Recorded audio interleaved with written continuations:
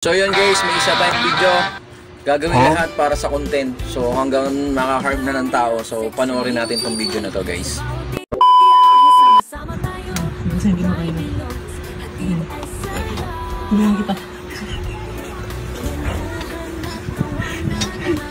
So yun nilagay niya dyan. Nilagay nila dyan Loctite. Doon sa bibig no. Nilagay nila Loctite yung pagitan.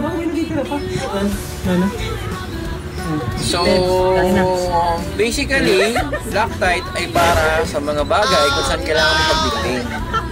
Pero hindi para ilagay mo yan dito, guys. So, aside sa chemical yan, so hazard yan, on a sense, kasi may burning effect yan eh.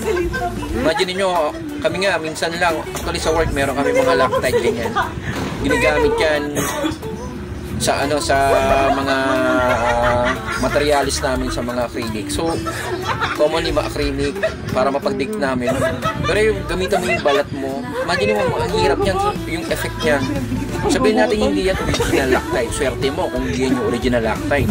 Pero kung yan yung original Loctite, may kalalagyan ka. It's either ma-hospital ka para maalis yung glue na yan.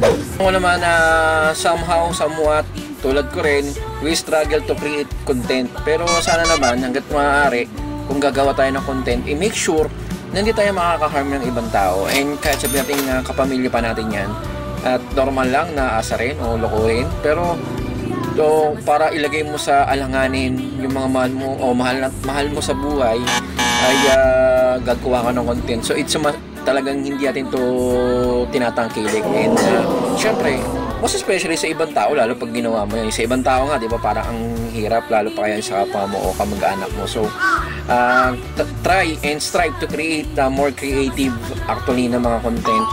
And wag sana itong mga gatong klase. So, hindi to maganda. At hindi rin magandang ini-impose. So, baka mali mo, may makapanood ng mga bata, gayahin pa. So, kahit maaari, maging tayo, example sa mga manonood natin. So, yun lang guys.